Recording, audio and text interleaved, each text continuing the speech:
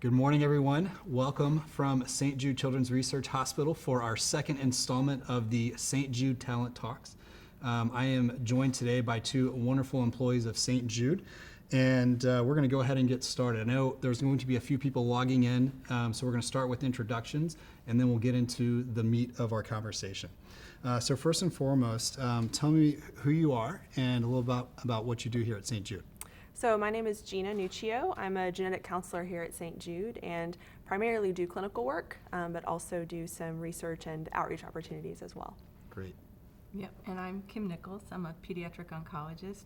I moved to St Jude 4 years ago, and I am director of the Pediatric Cancer Predisposition Program. Awesome. And so this program is about 4 years old. Obviously, you were instrumental in building this. So tell me a little bit more about the story of, you coming and arriving to St. Jude and setting this up. Well, John, I've been looking at St. Jude for many, many years, and I've really been interested in St. Jude because of the many opportunities it has to offer.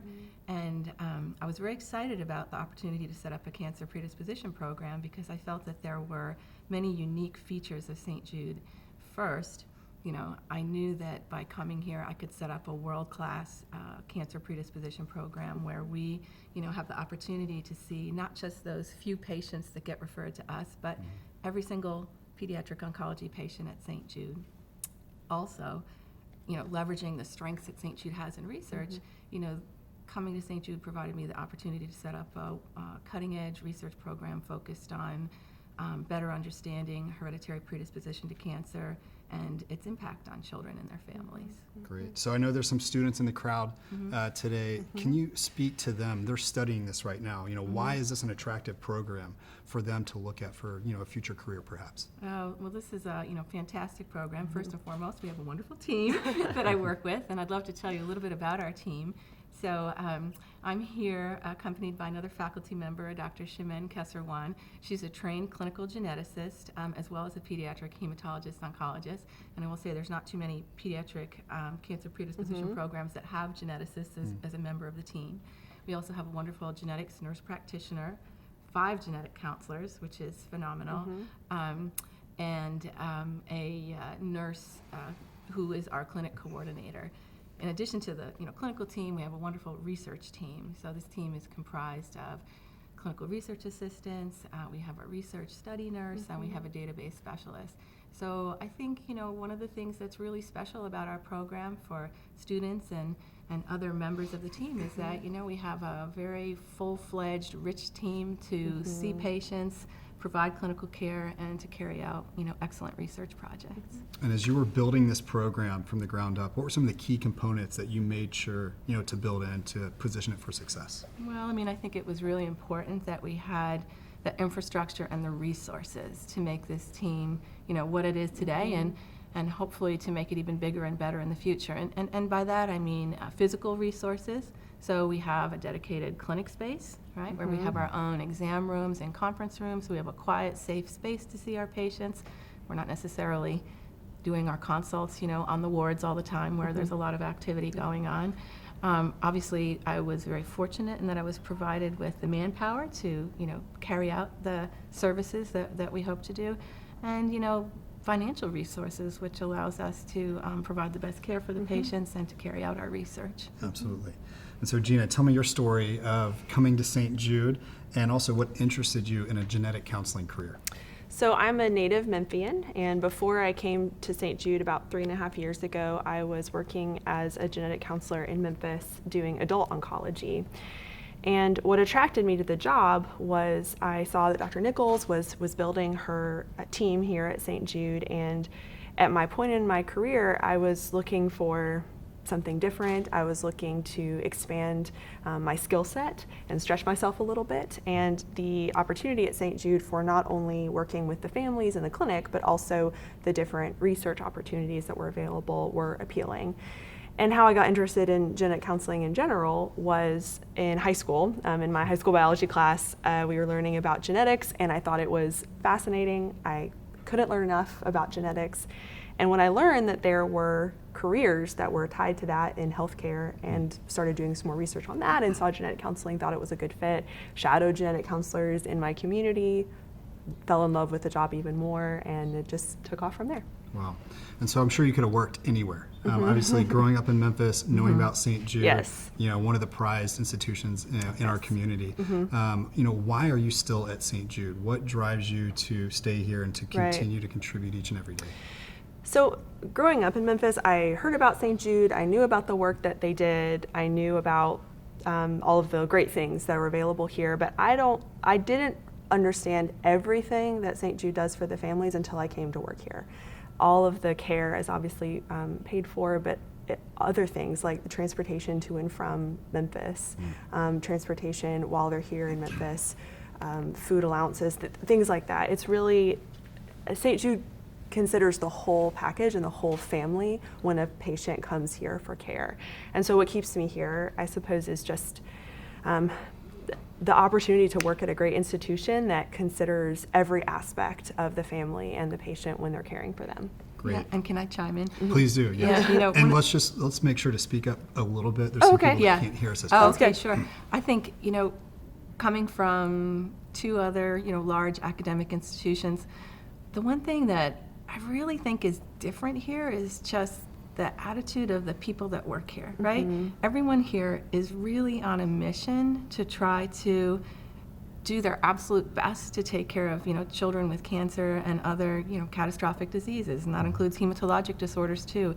But there's a real sense of community and motivation to do the best, and I didn't appreciate it to the same extent at some of our other, institutions where I work. So it's really a very motivating place to work. No, that's a great answer. Yeah.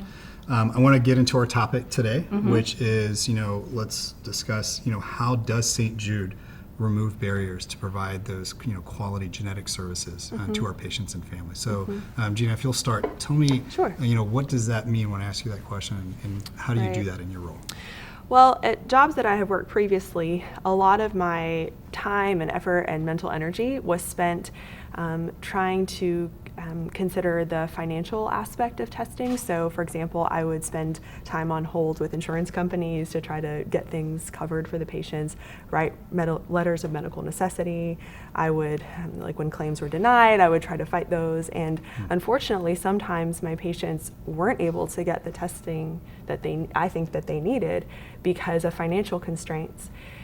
And because we're so fortunate to work here at St. Jude, and because St. Jude pays for every aspect of care, we don't have to do those things here. So when a patient, I think, needs a genetic test, that they can get it here. And so a lot of my time and energy is instead not focused on those tasks that I previously did, but it's focused on taking the best care of the patients that I can. And that's a very freeing way to practice. It's a very good way to practice. That's awesome. Yeah. And so from your perspective, how would you answer that? Yeah, I think there are many ways that the barriers are removed. I think one additional way that the barriers are removed for the patients and their families, and I don't think we've touched on it yet, is that, in addition to offering genetic counseling and testing to the child with cancer, if we learn that that child has a genetic condition, St. Jude has allowed my program to do genetic testing of first-degree relatives. So parents, siblings of the patient, and if the patient happens to be old enough to have their own children, we can offer testing to those individuals. And then if they test positive, if they're within the St. Jude catchment area, our team can help evaluate and manage those patients. And by that I mean offer cancer surveillance moving forward. If they're adults and they don't live necessarily in our catchment area, we provide guidance and we try to help them find the right resources back in their home community. So that's removing barriers for the families. I think there, as we've already alluded to earlier, there are a lot of barriers removed from kind of the clinician perspective. Ginas touched upon that, and I think from my perspective, just the appreciation of cancer predisposition has allowed, a very robust referral to our clinic, an easy transfer of information, and, an opportunity for us to carry out excellent research. So day in and day out, it sounds like, we're able to stay focused on, what has the most impact for our patients and our families. Yeah. Is there anything else that differentiates our program from others around the country? Oh, I think one thing that we can offer that is unique is the fact that, at St. Jude has had a long history and expertise in cancer genomics, that has now been extended from the research arena to the clinical arena. So our team is very fortunate that we can work with the Department of Computational Biology, who has really established, a very comprehensive pipeline for doing genetic analysis, both on tumors as well as germline tissues. So, our team has been able to set up in-house testing that spans from single gene to small panels to the whole genome. And that really is not offered at too many other places, if any. Right. So that's very exciting for us. Anything to add, Gina? No, I think Dr. Nichols covered a lot of it, but I think one thing that strikes me here at St. Jude is just how forward-thinking they are and continually trying to innovate the different types of tests and things that we're able to offer patients in-house, which is really exciting.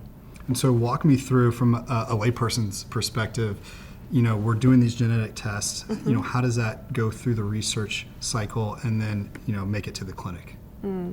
Tell me about that, that transition with the research, the bioinformatics, piece as well that you talked about. Well, I think that part of what our team and other people around the country and world are doing is identifying, new genes that when mutated in the germline increase the risk for cancer. These genes you have to, first of all, study to understand what the changes in those genes mean, but then you have to develop new tests and try to understand how variants in that gene impact function.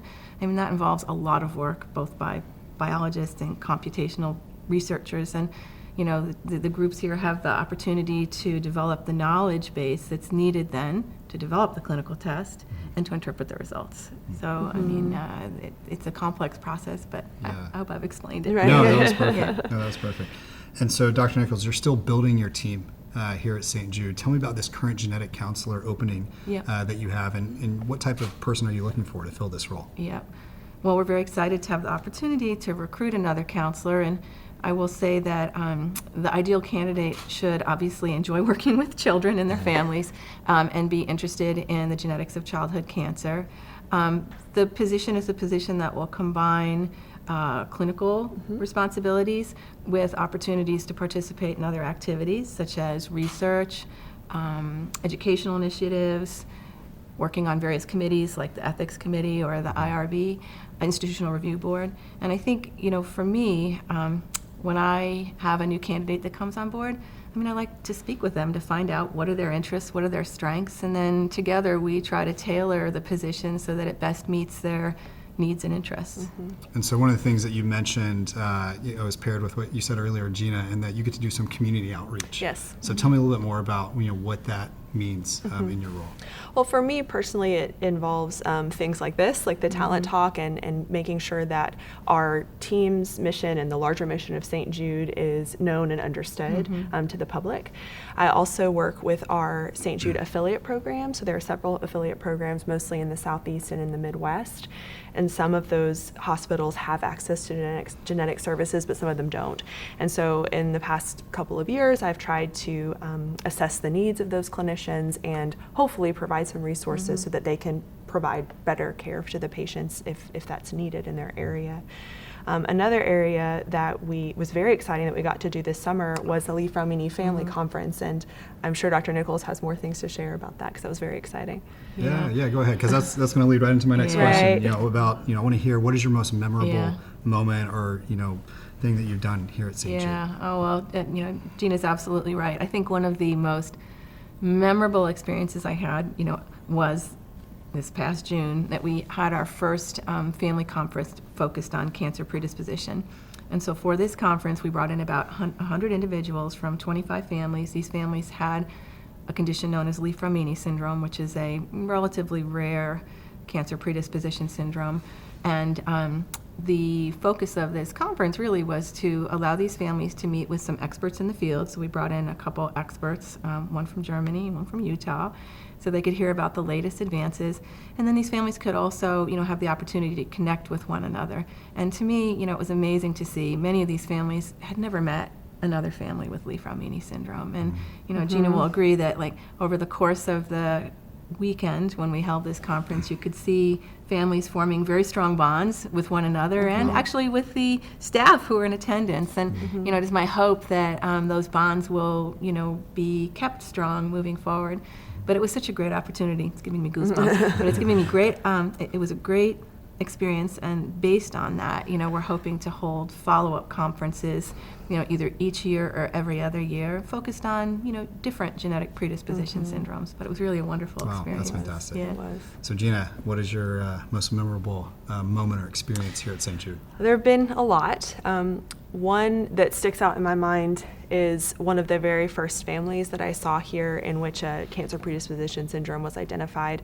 This was a family that had many generations going back, a lot of cancer in the family, and their child had also been diagnosed with cancer recently, and we performed some testing and found something. We sort of found the explanation for why this cancer was in their family.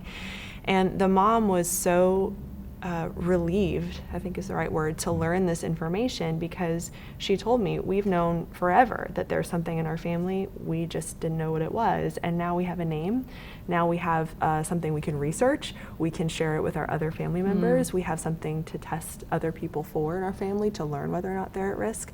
Before we had done that testing, they didn't have that, and so for this particular family, it was really empowering information, and it was something that answered this sort of generational question that their family had had of what's going on, and we were able to tell them.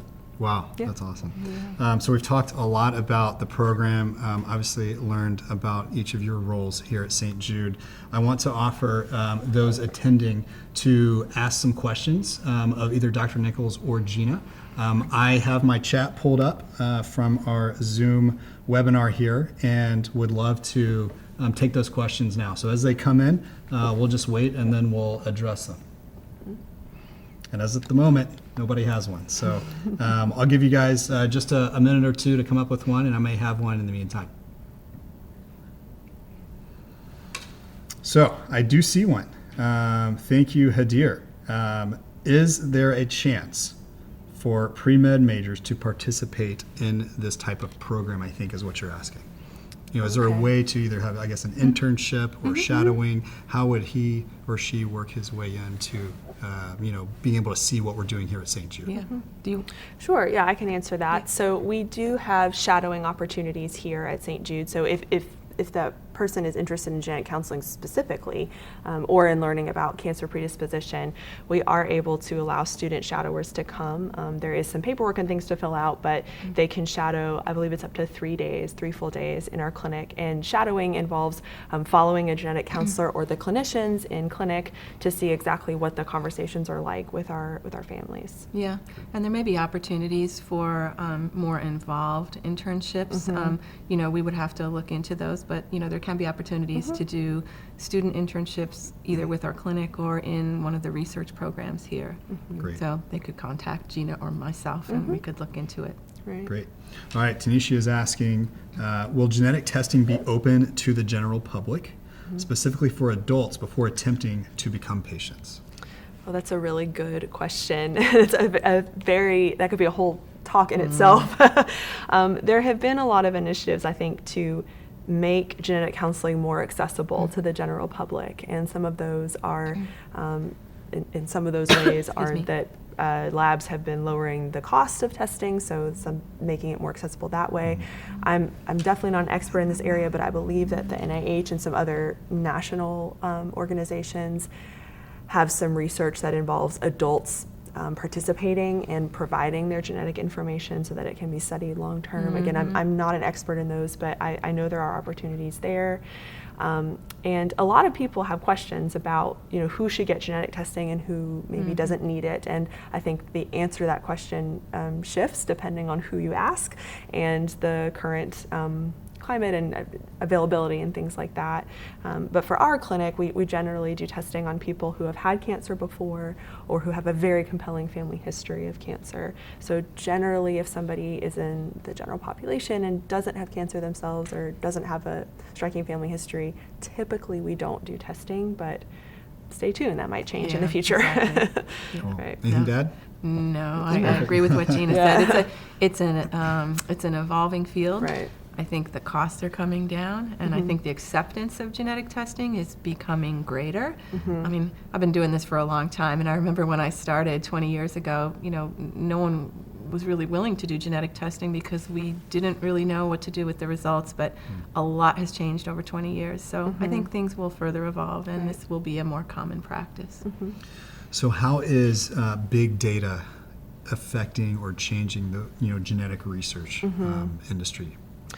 That's another great question. Well, I guess I can speak about our protocol that we have open here, which is called Genomes for Kids, or G4K, and it's this is sort of its second iteration, I suppose, but what we're able to offer patients here at St. Jude is the opportunity to participate in research that looks at germline genes, and it looks at 150 cancer predisposition genes. And some of these are well established. We have a lot of information about them. We know a lot about what they do and how to take care of people if a mutation is found.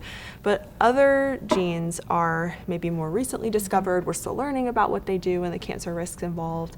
And so for our patients here, they have the opportunity to get testing of many dozen genes, and we have the data from the genome, the genomic data, that it may be in the future we can further study and learn more about childhood cancer and why it forms. Yeah, and then I'd just say that, at St. Jude recently there was launch of the St. Jude Cloud, right, which is a mechanism here where germline genomic data through the Genomes for Kids protocol, as well as through other initiatives at St. Jude. So the St. Jude Life sequencing effort, which was a large effort to sequence 3,000 childhood cancer survivors. The Pediatric Cancer Genome Project, which was, a slightly older project aimed at research genetic testing, and our current clinical genomics. So this is, our day-to-day genomics. All that data is being made available, via the St. Jude Cloud, so that it can be mined not only by researchers at St. Jude, but by researchers throughout the world. And I think, making this data available will definitely advance our understanding of how variants in genes influence clinical phenotypes, whether they're cancer or other diseases. That's great. Yeah. So Caroline is asking a question that I'm also curious about. Do you think direct consumer genetic testing is a barrier or a benefit? I'll leave this to the genetic counselor among us. These are incredible questions that people are asking. So direct-to-consumer testing, I don't think it's too strong to say is controversial. So for those that are unfamiliar with the term, direct-to-consumer testing is basically genetic testing that does not require a physician or a healthcare provider to order. So currently and in the old days, the only way you could really get genetic testing would be to go to a doctor or another provider and have them order it for you. And there are many companies that are now offering it straight to the consumer. I think there are legitimate companies that do that, and then some shadier ones that do it as well. I also think that there are some legitimate concerns. For example, testing children without their consent for adult onset conditions. That again is a whole nother topic in and of itself. So whether or not I think it's a barrier or not is a really interesting question that I think I'd have to consider a little bit more honestly before answering. I could see it both ways, I'll say that. And I get concerned personally.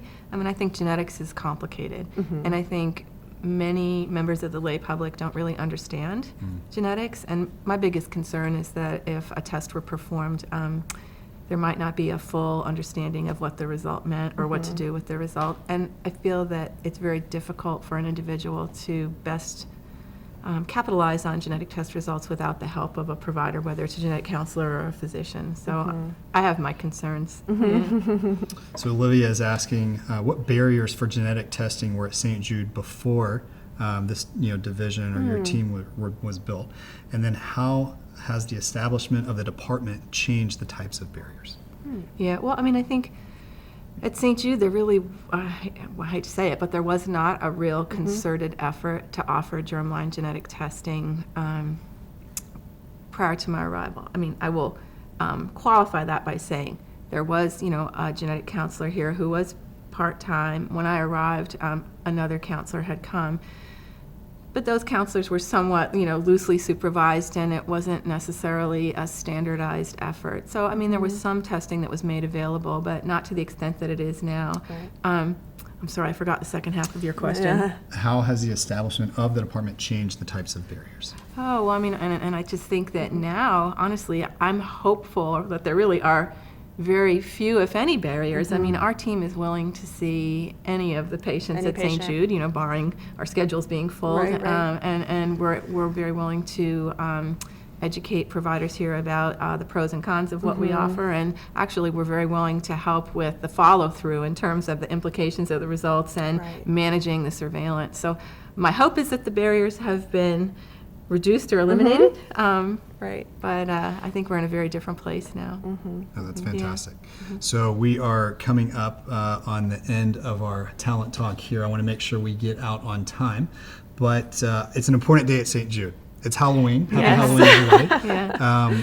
Just from your perspective, tell us, Yeah. why is it such a big day at St. Jude? Why do we love Halloween so much? Well, I think we love it because the kids love it Yeah. so much.